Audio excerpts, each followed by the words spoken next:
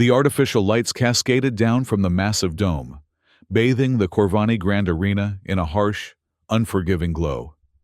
20,000 alien spectators roared from the tiered stands, their red eyes gleaming with anticipation.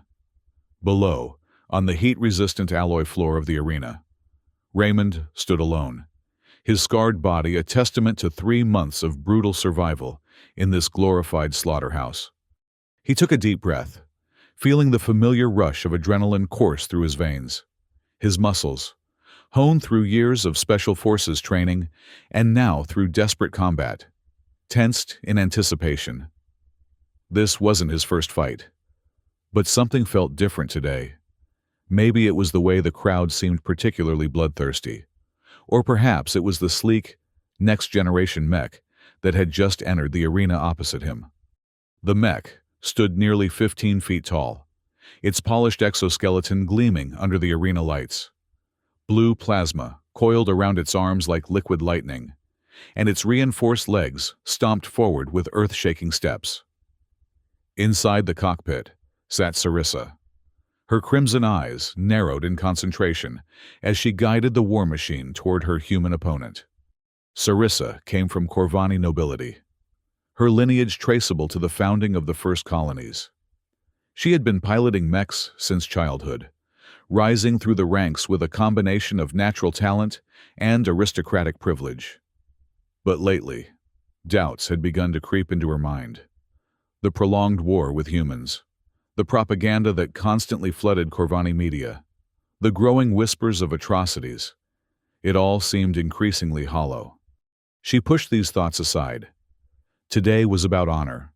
Today was about demonstrating Corvani superiority in the grand arena, where countless human gladiators had fallen before. The arena wasn't merely entertainment. It was a symbol of Corvani dominance, a reminder to all species in the galaxy of who held power.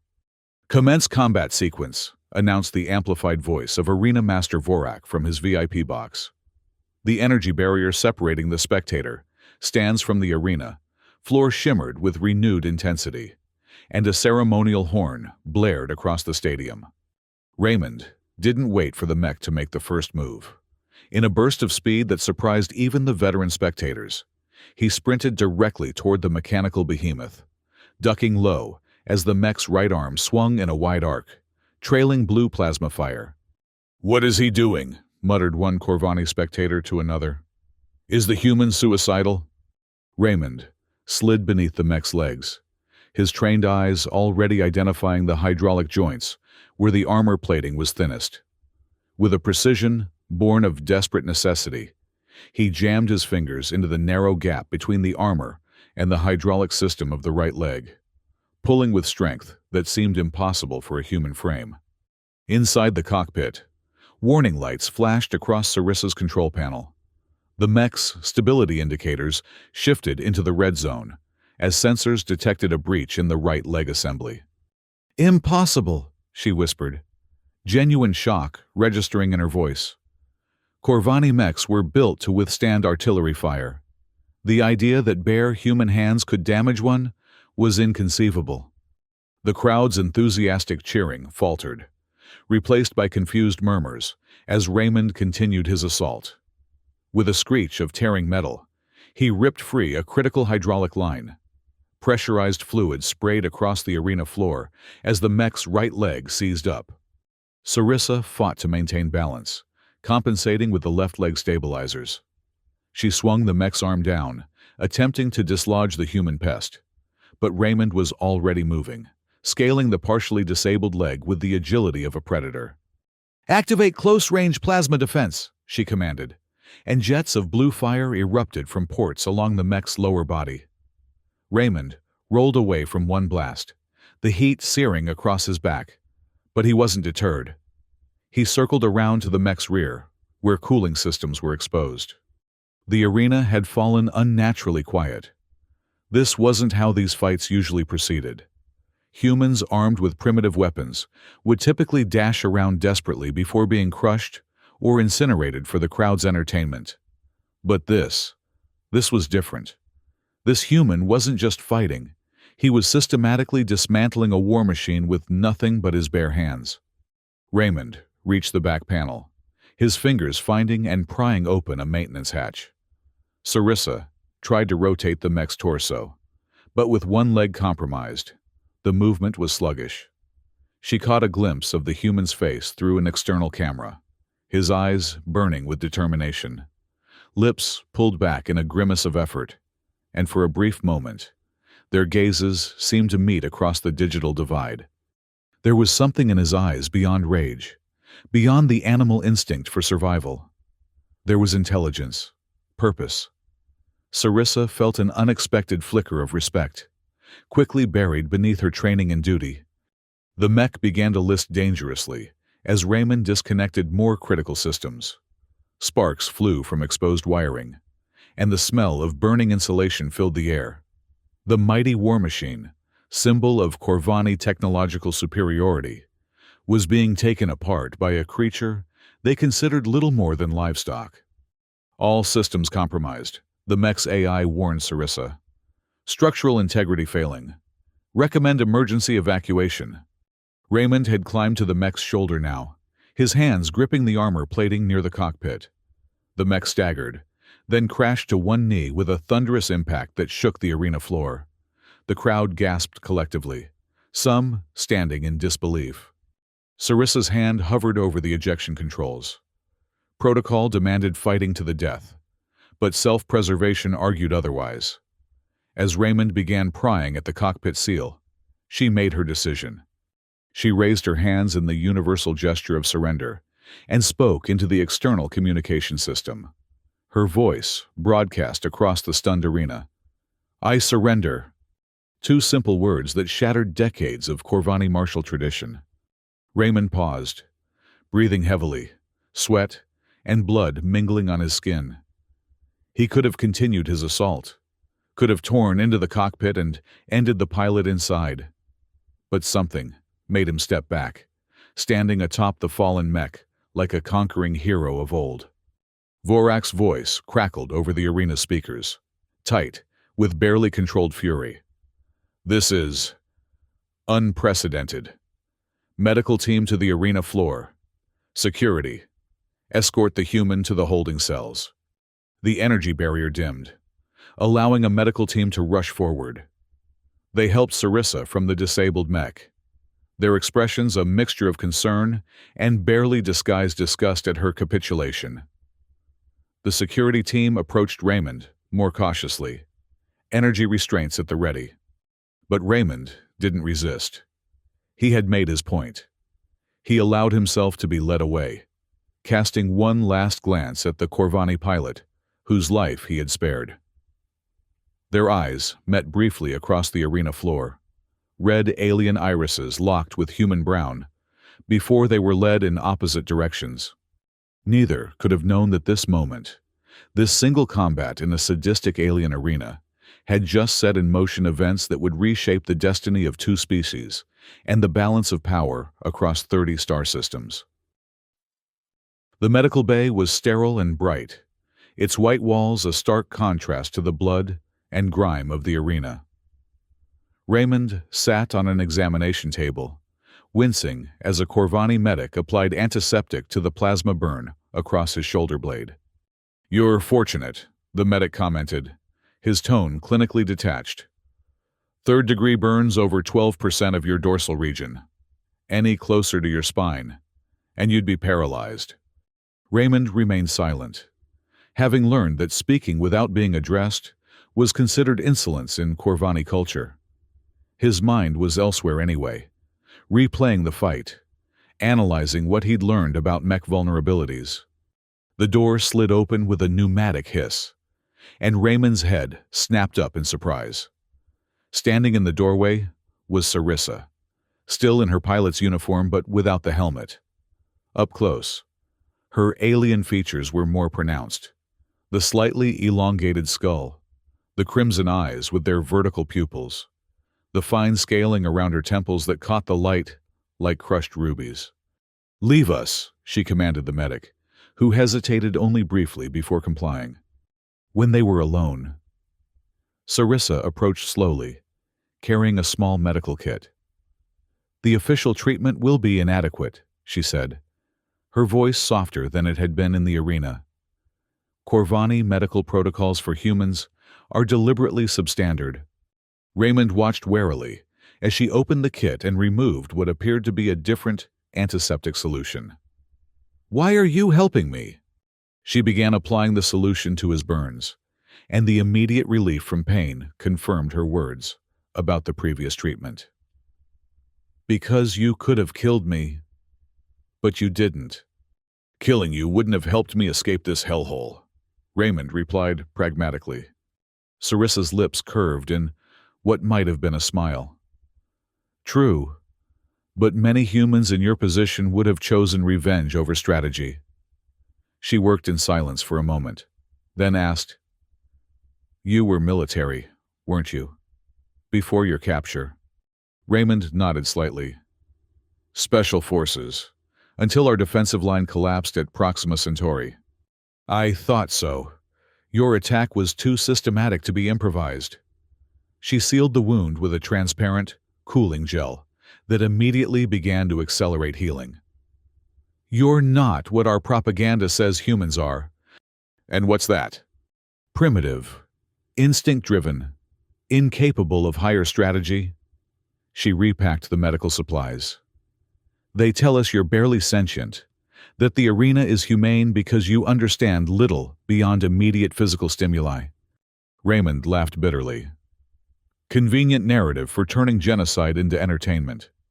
Instead of taking offense, Sarissa lowered her voice further. "What if I told you not all Corvani believe the official narrative? What if some of us question the ethics of this war, of the arena, of everything?" Raymond studied her face, looking for deception. "I'd say you're either lying to gain my trust or you're about to be disappointed by your own government. The second, unfortunately." She glanced toward the door, then leaned closer. "This isn't just an arena, Raymond. There's more happening here than public executions disguised as sport." The use of his name startled him. Prisoners were referred to by numbers, not names. "How do you—" "I accessed your file. I needed to understand who defeated my mech." She hesitated, then asked, "Would you like to know why you're really here? Why humans are brought to the arena instead of simply being eliminated on the battlefield?" Before Raymond could answer, the door slid open again. A security officer entered, hand resting on his weapon. "Pilot Sarissa, Arena Master Vorak has requested your presence for debriefing." Sarissa straightened, her demeanor instantly shifting to aristocratic hauteur. "Of course. I was just ensuring the specimen was adequately treated. Its performance today suggests value for further research." The officer seemed to accept this explanation, though his gaze lingered suspiciously on how close she stood to the human prisoner. Sarissa moved toward the door, then paused and spoke over her shoulder. "The maintenance tunnel access panel in your cell. The covering is loose. Perhaps inspect it tonight." Then she was gone, leaving Raymond with far more questions than answers. The security officer gestured roughly for Raymond to stand. "Back to containment. Human. Your next match is already being scheduled." As Raymond was escorted through the gleaming corridors of the arena complex, his mind raced with possibilities. Was Sarissa setting him up, or offering a genuine escape route? Either way, he'd be checking that access panel as soon as he was alone. One thing was certain. He'd just glimpsed a crack in the monolithic Corvani Empire, and survival instinct told him to exploit it for all it was worth. Night in the arena complex brought dim lighting and reduced guard patrols. Raymond waited until the hourly security sweep had passed before examining his cell's wall panels. Sure enough, behind his sleeping platform, one maintenance panel was subtly looser than the others. With practiced silence, he worked his fingers around the edges, carefully prying it free. Behind it lay a narrow service tunnel, barely wide enough for his shoulders, disappearing into darkness. Raymond hesitated only briefly. If this was a trap, he'd be executed. But execution seemed his eventual fate anyway. If there was even a chance of escape, or of learning something that might help other human prisoners, he had to take it. He squeezed into the tunnel, replacing the panel behind him. The passage was damp and cold, occasionally dripping with condensation from coolant pipes running overhead. He crawled forward on elbows and knees, guided only by faint emergency lighting spaced at irregular intervals. After what felt like an hour of painful crawling, the tunnel widened into a junction. Raymond paused, considering his options, when a soft sound made him freeze. Footsteps approached from one of the connecting passages. He pressed himself against the wall, prepared to fight if necessary. A figure emerged from the darkness, the unmistakable silhouette of Sarissa. "You actually came," she whispered, sounding both relieved and apprehensive. "Follow me, and stay quiet. We have limited time before your absence is discovered." She led him through a labyrinth of maintenance tunnels, moving with the confidence of someone who had traveled this route before. Finally, they reached a nondescript door that Sarissa unlocked with a keycard. "Before we go further," she said, turning to face him, "I need to know you won't attack me once we're inside. What I'm about to show you will likely enrage you, but violence now would endanger everyone involved." Raymond studied her in the dim light. "I gave you my answer in the arena. I could have killed you, but I chose not to." She nodded slowly. "That's why I'm taking this risk." She opened the door, revealing a narrow staircase descending into darkness. The stairs led to a level that didn't appear on any official schematic of the arena complex. The sterile white corridors gave way to utilitarian metal and concrete. The air was colder here, with an antiseptic smell that Raymond immediately associated with medical facilities. Sarissa led him to an observation window overlooking a large laboratory. What Raymond saw inside made his blood run cold. Rows of human captives lay on examination tables, unconscious or restrained, connected to various monitoring devices. Corvani in medical attire moved between them, collecting samples, administering injections, making notes on data tablets. In a separate section, strange hybrid tissues grew in transparent cultivation chambers, some recognizably human, others incorporating Corvani characteristics. "What the hell is this?" Raymond whispered, horror evident in his voice. "The real purpose of the arena," Sarissa replied grimly. "Combat data is valuable, yes, but the primary objective is genetic research. Every drop of blood you shed, every tissue sample taken during your medical examinations, all feed into this program." "They're creating hybrids? Why?" "To create the perfect warrior species. Corvani intelligence with human adaptability and physical resilience." She pointed to a section where more advanced experiments were housed in isolation chambers. "Those are the successful prototypes. They have human strength and pain tolerance with Corvani reflexes and sensory capabilities." Raymond stared in horrified fascination. "This goes beyond war crimes. This is abomination.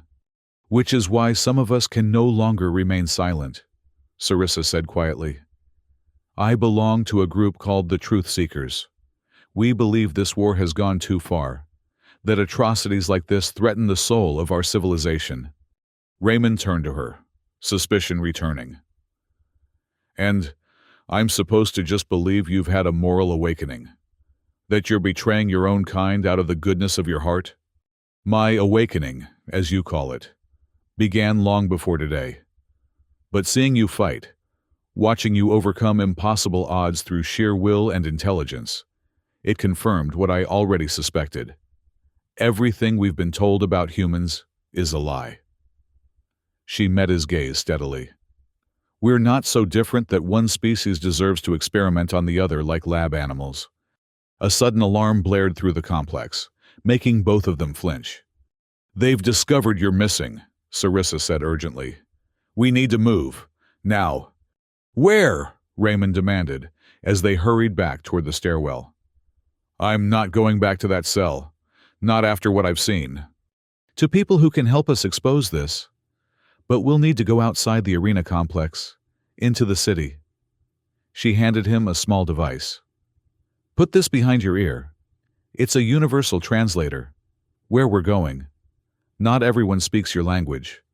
Raymond complied, feeling the device adhere to his skin. Lead the way. They navigated through more maintenance tunnels, occasionally freezing as security patrols rushed past nearby corridors. Sarissa's knowledge of the complex's hidden infrastructure proved invaluable as they made their way toward what she described as a service exit used for waste disposal. Once we're outside, she whispered as they approached their exit point. We'll need to move quickly. The central district is heavily monitored, but we can lose ourselves in the industrial sector where our contact is waiting. You're risking everything, Raymond observed. Your position, your life. Why? Sarissa paused, her hand on the exit door's release mechanism. Because there are crimes too great to ignore, even when committed by your own people.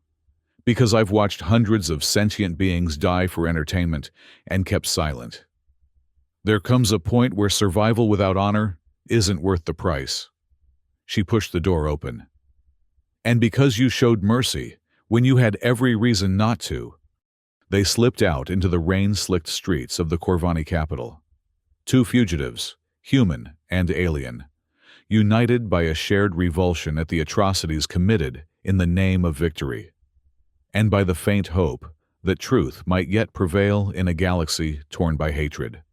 The Corvani capital sprawled beneath a violet sky, its architecture a blend of angular precision and sweeping organic forms. Towering spires reached toward 3 moons, while at street level, a labyrinth of narrow passages wound between buildings, constructed from a material that seemed to absorb and redirect light. The effect was disorienting for Raymond, whose eyes struggled to properly gauge distances in this alien environment.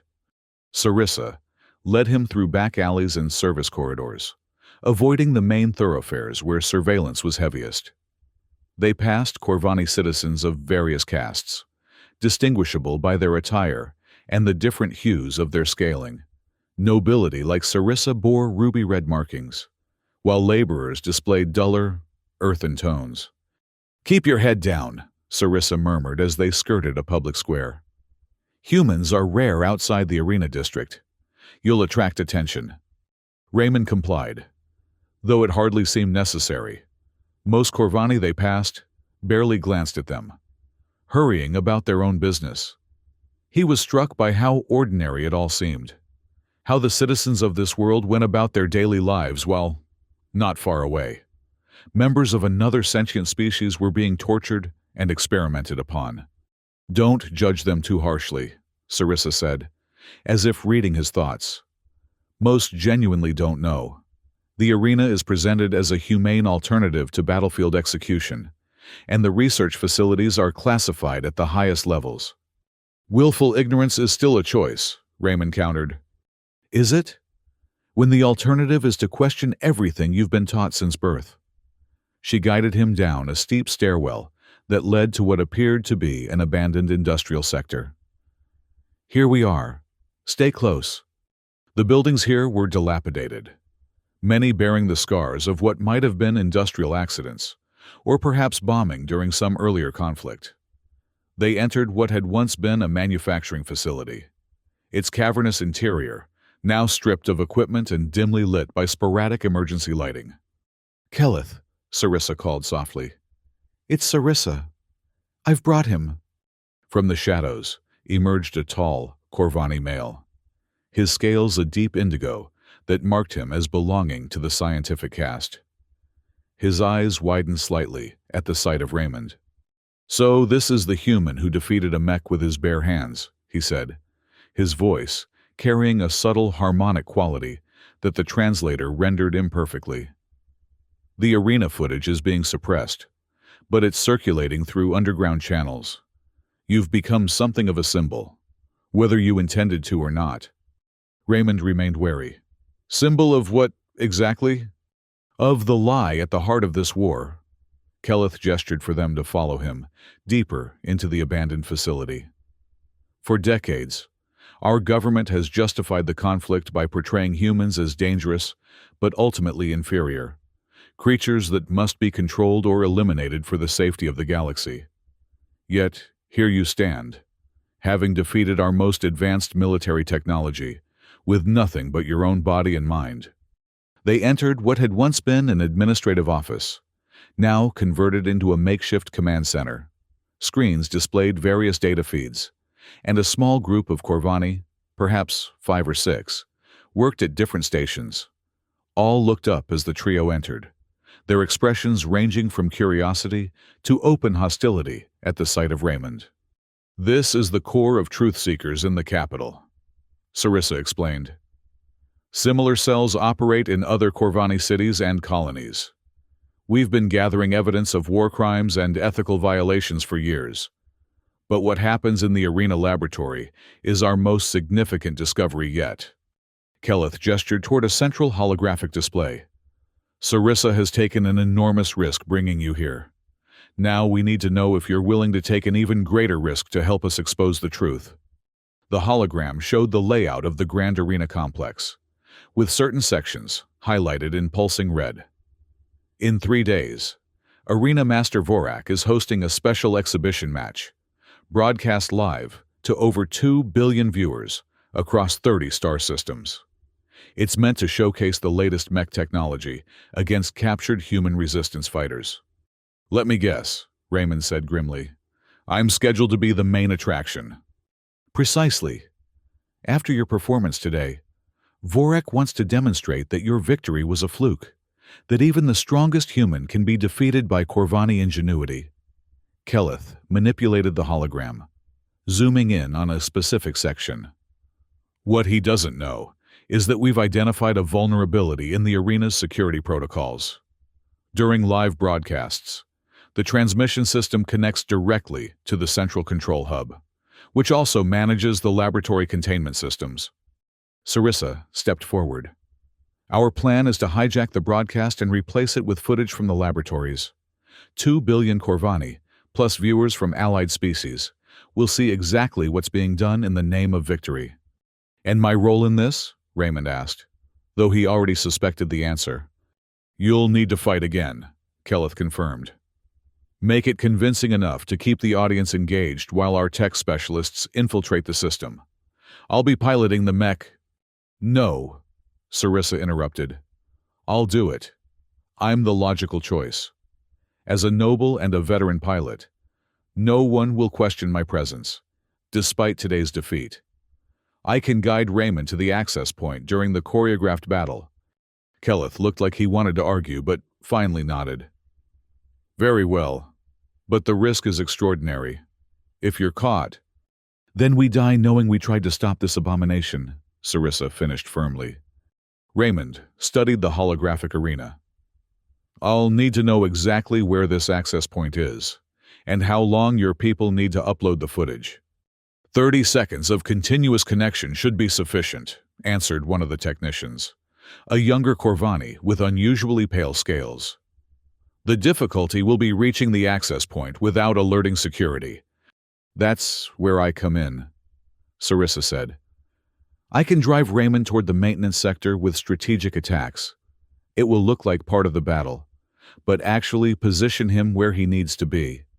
The group spent hours refining the plan, identifying potential complications and contingencies.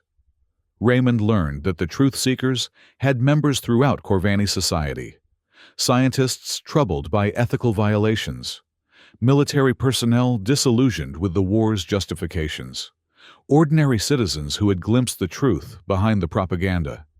As the planning session concluded, Keleth approached Raymond privately. "There's something you should know," he said quietly. "Vorak isn't just the arena master. He's the architect of the entire genetic research program. His ultimate goal isn't merely to win this war. It's to sell the hybrid soldiers to the Hegemony Alliance as mercenaries." "The Hegemony?" Raymond frowned. "They're supposed to be neutral in the human-Corvani conflict." "Officially, yes. But They've been quietly funding Vorak's research for years. If he succeeds, they'll control an army of super soldiers loyal only to whoever holds their control protocols. Keleth's expression darkened. Imagine these hybrids deployed across the galaxy, neither fully human nor Corvani, but weapons owned by the highest bidder. Raymond absorbed this new information, understanding now the true stakes of their mission. This wasn't just about ending the abuse of human prisoners, or even stopping the war. It was about preventing the birth of a new form of slavery that could spread suffering across countless worlds. One more thing, Keleth added, handing Raymond a small cylindrical device. This is a molecular cutter. Once you reach the access point, you'll need it to bypass the security lock. It's calibrated to Corvani technology. Press here to activate, and it will do the rest. Raymond pocketed the device. I still don't understand why you're all risking your lives for this. For us. Keleth was silent for a long moment. My mate was a researcher in the early days of the program. When she understood what was being done, she tried to expose it. Vorak had her eliminated. An unfortunate accident during a routine procedure. His voice grew quiet. I believe most Corvani, if they knew the truth, would be as horrified as she was. As we are. This isn't about choosing humans over our own kind. It's about reclaiming what our kind is supposed to stand for.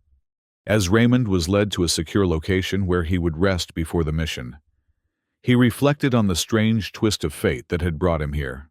3 months ago, he had been fighting Corvani soldiers on the battlefield, viewing them as a monolithic enemy.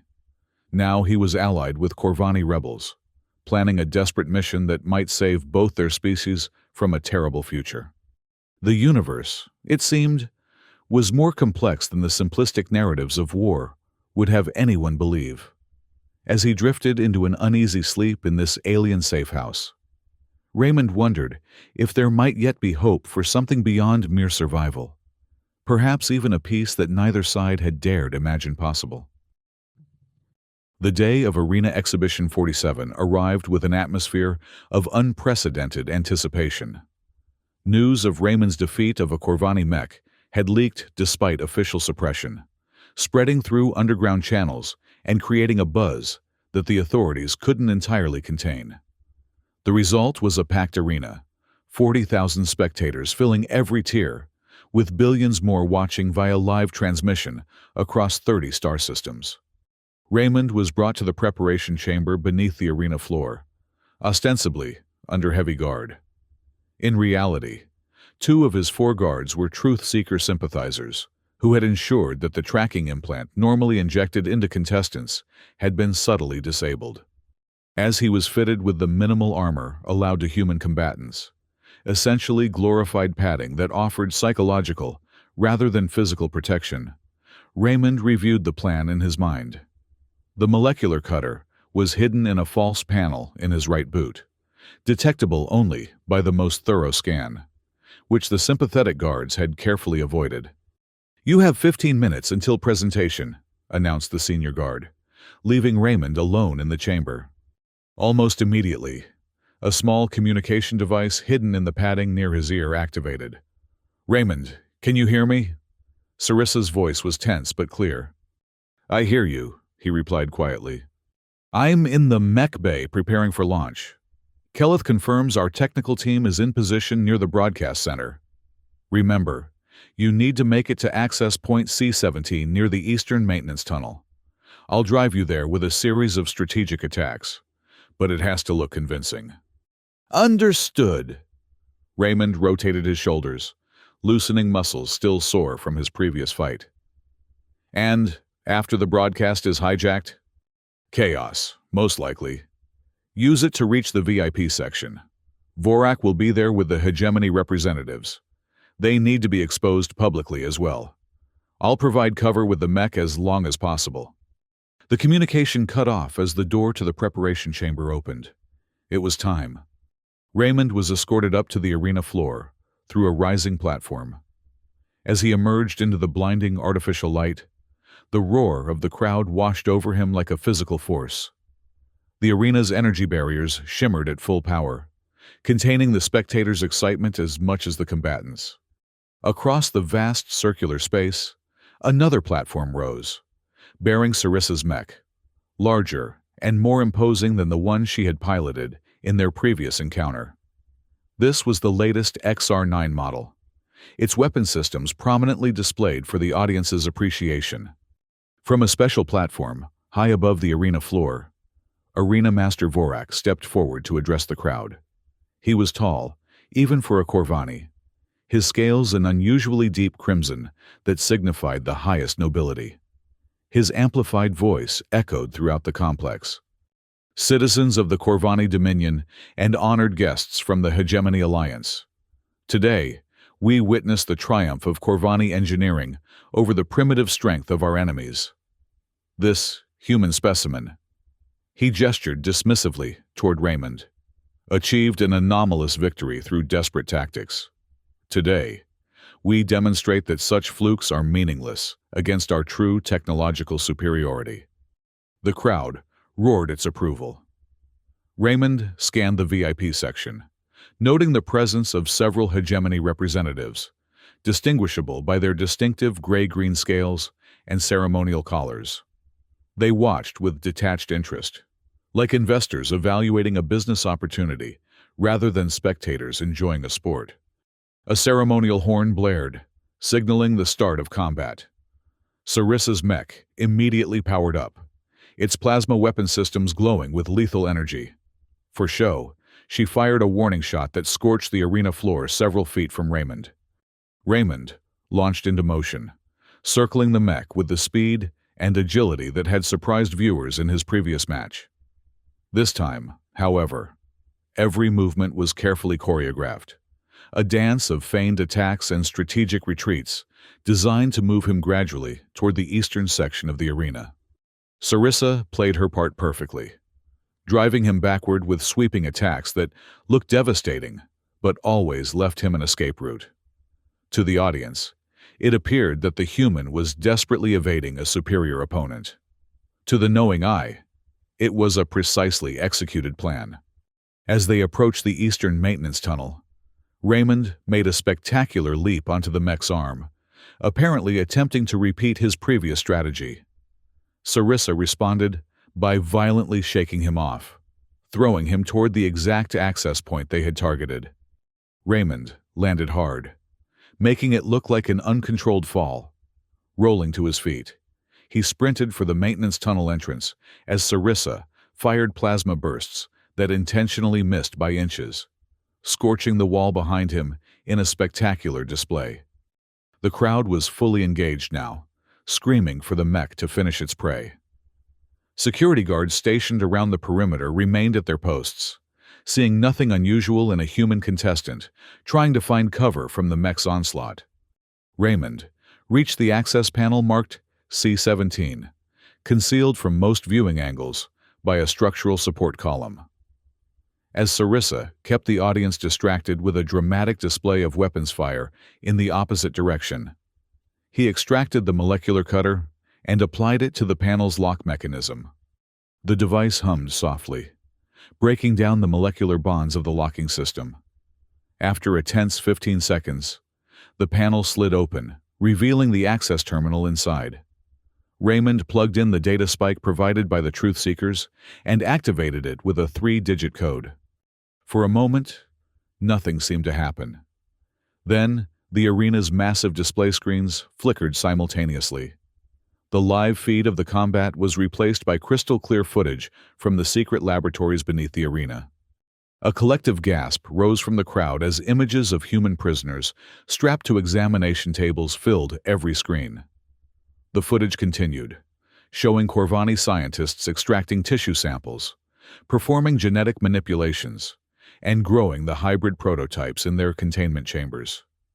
Audio recordings played throughout the arena, Vorak's voice discussing the sale of units to hegemony representatives, calculating the profit margins of mass-produced hybrid soldiers. In the VIP section, Vorak leapt to his feet, shouting frantically into a communication device. The hegemony representatives were already retreating from their seats, desperate to distance themselves from the damning evidence being broadcast across the galaxy. Security forces began pouring onto the arena floor, but they were met with unexpected resistance. Many of the regular arena staff, seeing the horrors being displayed, were blocking their advance. Some had always suspected something sinister occurred in the restricted areas. Now their worst fears were confirmed. Raymond seized the moment of confusion to sprint across the arena toward the VIP section, using the mech's position as cover. Sarissa, understanding his intention, positioned the war machine to obstruct the security force's line of sight. Inside the mech, Sarissa opened a general communication channel. Citizens of Corvani, what you are witnessing is not enemy propaganda, but the truth your government has hidden from you. These atrocities are being committed in your name, using your resources, staining the honor of our entire species. Her words, coming from a recognized noble and decorated pilot, caused further hesitation among the security forces. Many lowered their weapons, stunned by both the revelations and the source of the condemnation. Raymond reached the base of the VIP platform and began climbing the access ladder. Above him, Vorak was frantically trying to organize an evacuation, surrounded by his personal guard, led by the imposing figure of Bruthen, the security chief. As Raymond emerged onto the platform, Bruthen and 3 guards immediately trained weapons on him. "Stand down, human," Bruthen ordered, his voice steady despite the chaos erupting around them. "Your arena master is selling your people's future to the hegemony," Raymond responded, loud enough for nearby spectators to hear. "He's creating abominations that will be used against both our species. Is that the leader you want to protect?" Bruthen's gaze flickered toward the screens, where the evidence continued to play in horrific detail. His expression hardened, but uncertainty had crept into his eyes. Vorak, seeing his guard's hesitation, snarled, "Shoot him, you fool! This is all human deception." But the moment of doubt was all Raymond needed. He lunged forward, knocking aside the nearest guard's weapon and delivering a precise strike to Bruthen's throat that left the security chief gasping for breath. The remaining guards moved to engage, but their training had prepared them for standard combat scenarios, not for a human who could dismantle a mech with his bare hands. Raymond moved with lethal efficiency, disarming one guard and using his weapon to incapacitate the others. Vorak tried to flee, but Raymond caught him by the ceremonial collar, dragging him back toward the edge of the platform, where he would be visible to the entire arena. "This is the architect of your shame!" Raymond shouted, his voice carrying across the now silent arena. "This is the one who would turn your children into merchandise for the hegemony's wars." From below, Sarissa maneuvered her mech closer to the platform, its external speakers amplifying her voice. "As a daughter of the first colony, I call for Vorak to face justice for crimes against both our peoples. Let truth prevail over the lies that have driven us to war." Bruthen, having recovered enough to stand, made a decision that would later be recorded in Corvani history texts. He stepped forward, placed restraints on Vorak's wrists, and formally announced, "Arena Master Vorak, you are detained pending investigation for high crimes against the Dominion and violations of the ancient codes of warfare." The arena erupted, not in the bloodthirsty cheers that normally accompanied combat, but in a complex cacophony of shock, outrage, confusion, and, from some quarters, vindication. The truth-seekers had gambled that once confronted with undeniable evidence, the Corvani people would reject the atrocities committed in their name. That gamble now hung in the balance as 40,000 witnesses processed what they had seen. Sarissa extended her mech's hand toward the VIP platform. "Raymond, come with me now!" He leapt from the platform onto the mech's outstretched palm, and Sarissa quickly moved them away from the security forces that were still trying to restore order. As they retreated toward an emergency exit, Raymond looked back at the screens, still displaying the truth that could no longer be hidden. Whether this day would end in revolution or renewed persecution remained to be seen. But one thing was certain: The carefully constructed narrative that had sustained the war had been shattered beyond repair. The immediate aftermath was chaos. While Vorak was taken into custody by his own security forces, many of whom were now questioning their loyalties, Raymond and Sarissa escaped the arena complex through a maintenance exit that had been secured by truth-seeker operatives. They emerged into a city in turmoil. The broadcast had continued uninterrupted for nearly 15 minutes before technical staff, loyal to the regime, managed to cut the transmission. But by then, the damage was done. The evidence had been seen by billions across multiple star systems, including many Corvani colonies where support for the war had already been waning. In the streets, civilians gathered in confused clusters, some demanding answers from authorities, others arguing among themselves about the implications of what they had witnessed. Military patrols moved through the crowds, but their presence seemed more about maintaining order than suppressing dissent, at least for now. Kelleth met them at a predetermined rendezvous point, his expression grim but determined. "It's happening faster than we anticipated. The High Council has called an emergency session. 3 councillors have already publicly demanded a full investigation into Vorak's activities." "And the hegemony representatives?" Raymond asked, as they hurried through back streets toward a safer location. "Disavowing all knowledge, of course. Their official statement claims they were invited merely as neutral observers and had no idea about the genetic experiments." Kelleth's tone made clear his skepticism. "But their sudden withdrawal of diplomatic staff speaks volumes." Sarissa, still in her pilot's uniform but having discarded her identifying insignia, asked, "What about the human prisoners, the ones in the laboratory? Our people are working to secure their release, using the confusion to access the restricted areas. Some have already been moved to safe houses." Kelleth led them into what appeared to be an abandoned commercial building. Then, down to a sub-level that had been converted into an impromptu command center for the resistance.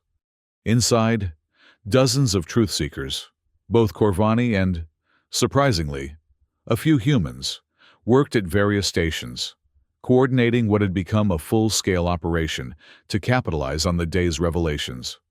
"You've been busy," Raymond observed, taking in the sophisticated equipment and organized activity. "We've been preparing for this moment for years," Kelleth replied, "though we didn't expect it to come quite so dramatically." He gestured toward a central situation table. "The next 24 hours will determine whether this becomes a genuine turning point or simply another atrocity buried by those in power." A display showed news feeds from across Corvani space. On many colonies, spontaneous demonstrations had broken out, with citizens demanding transparency about the war and the research program. On others, particularly military installations, authorities had imposed strict curfews and communication blackouts. "The regime is fracturing," Sarissa noted, studying the reports. "Military commanders are issuing contradictory statements. Some are denouncing Vorak as a rogue actor. Others are claiming the footage was fabricated." "And what about the humans still being held in other facilities?" Raymond asked. "This can't just be about exposing one mad scientist. There are thousands of prisoners across dozens of worlds." Kelleth nodded gravely. "You're right. Which is why we need to press our advantage while the regime is off balance." He brought up a secure communication channel. "We're reaching out to human resistance cells, offering to coordinate a galaxy-wide ceasefire and prisoner exchange as a first step toward meaningful peace talks." Raymond looked skeptical. "After decades of war? Just like that?" "Not just like that," Sarissa interjected. "There will be hardliners on both sides who want the conflict to continue. But for the first time, we have a shared truth that cuts through the propaganda. We have evidence that the architects of this war have been manipulating both our peoples for their own gain." As if to underscore her point, the news feed suddenly showed new footage, images of Vorak being escorted from a security transport to a high-security detention facility.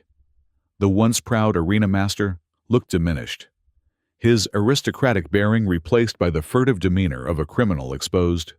The symbolic value of his fall cannot be overstated, Kelleth observed. Vorik represented the regime's narrative about human inferiority and Corvani destiny. Seeing him in restraints, knowing what he sanctioned in the name of victory, it forces our people to question everything they've been told. A young truth-seeker rushed up to the table, excitement evident in her voice. The High Council session has ended. 3 military governors have pledged to stand down offensive operations pending a full investigation, and the Science Directorate has ordered all genetic research facilities to be secured for immediate inspection. A cautious optimism spread through the command center. Small victories, perhaps, but significant ones given the entrenched power structures they were challenging. Raymond, however, remained focused on practical concerns. What about the arena? The human prisoners there are still vulnerable. Already addressed, Kelleth assured him. As we speak, a joint team of sympathetic security personnel and our operatives are securing the facility. The arena itself has been officially closed, pending review of safety protocols. A face-saving measure that gives us time to evacuate the prisoners.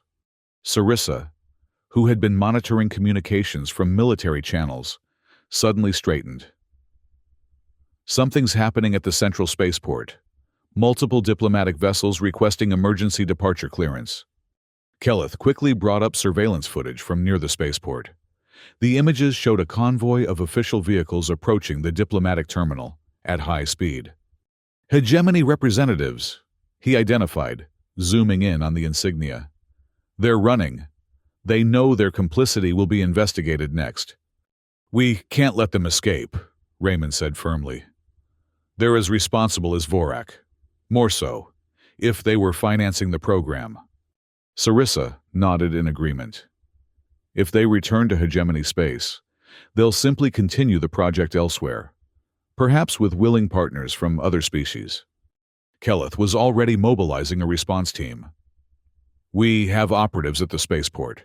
If we can delay the departures long enough for evidence of Hegemony involvement to be published. The next few hours were a blur of coordinated action. Truth-seeker cells across the capital implemented contingency plans that had been years in the making, releasing documented evidence to key media outlets, securing vulnerable witnesses, establishing communication with sympathetic military and government officials. Raymond found himself working alongside Corvani operatives he would have considered mortal enemies just days before. Their shared purpose transcended the hatred that had been carefully cultivated by leaders on both sides, revealing the artificial nature of the divisions that had cost so many lives. By nightfall, the situation had evolved beyond anyone's expectations. The Hegemony representatives had been prevented from departing when spaceport workers, having seen the broadcast, deliberately slowed refueling and pre-flight procedures. This delay allowed truth-seekers to release additional evidence directly implicating them in funding the hybrid program, leading to their formal detention by Corvani authorities.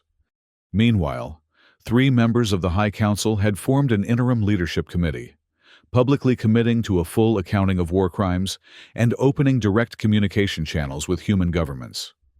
The arena had been officially decommissioned, its prisoners transferred to medical facilities where they would receive proper treatment, pending repatriation. As darkness fell over the Corvani capital, Raymond found himself standing on a balcony, overlooking the city with Sarissa. Below them, citizens gathered in public spaces, engaged in intense discussions about the day's revelations. There were no riots, no calls for vengeance, just a collective processing of a truth too significant to ignore. It's only beginning, Sarissa said quietly. Dismantling decades of hatred won't happen overnight. There will be resistance, denials, attempts to reassert the old narratives. Raymond nodded. On both sides. Plenty of humans will struggle to see Corvani as anything but enemies after what they've suffered. And yet, here we are, she gestured between them.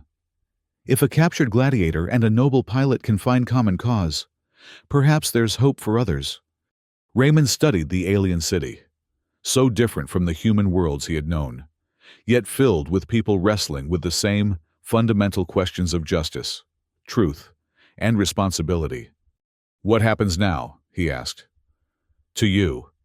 I mean, you've betrayed your caste, exposed your government's crimes. There must be consequences." Sarissa's expression was resolute. "I chose truth over privilege. Whatever comes, I can face it knowing I honored something more important than tradition or status." She looked at him curiously. "And you? Will you return to Earth when the prisoner exchanges begin?" The question caught Raymond off guard. In the intensity of recent events, he hadn't considered what might come after. "I don't know. There's still so much to be done here. So many humans who need advocates who understand both sides." A comfortable silence fell between them as they contemplated the uncertain future. Below, the city lights seemed to mirror the stars above, countless points of brightness against the darkness, each representing possibilities that had seemed unimaginable just days before. "Whatever comes next," Sarissa said finally. "Today, we prove that the narratives that bind us aren't immutable. They can be challenged, rewritten." She extended her hand, a distinctly human gesture she must have learned recently. Raymond took it, feeling the slight textural difference of her scaled skin against his own. "To rewriting the story," he agreed. As they stood together on that balcony, human and Corvani united in purpose. The first light of dawn began to break over the horizon, a new day for two species who had been given a chance to imagine a future beyond endless war. The road ahead would be difficult, fraught with setbacks and resistance from those invested in the old hatreds. But the truth had been set free, and with it, the possibility of something neither side had dared to hope for: peace. In the days that followed, Raymond would help coordinate the liberation of human prisoners from facilities across Corvani space. Sarissa would testify before the High Council, providing crucial evidence that led to the dismantling of the hybrid program and the prosecution of its architects. Together, they would become symbols of the reconciliation movement, living proof that understanding could triumph over hatred, that mercy could be stronger than vengeance. And though the scars of war would not fade quickly, though trust would need to be rebuilt one interaction at a time, the story that began with a human gladiator refusing to kill his Corvani opponent would spread across the stars, a reminder that even in the darkest times, individual choices could change the course of history. The gladiator, who demolished a mech with his bare hands, had also, it turned out, helped demolish the foundations of a war that had seemed endless. And in doing so, he had created space for something new to grow in its place.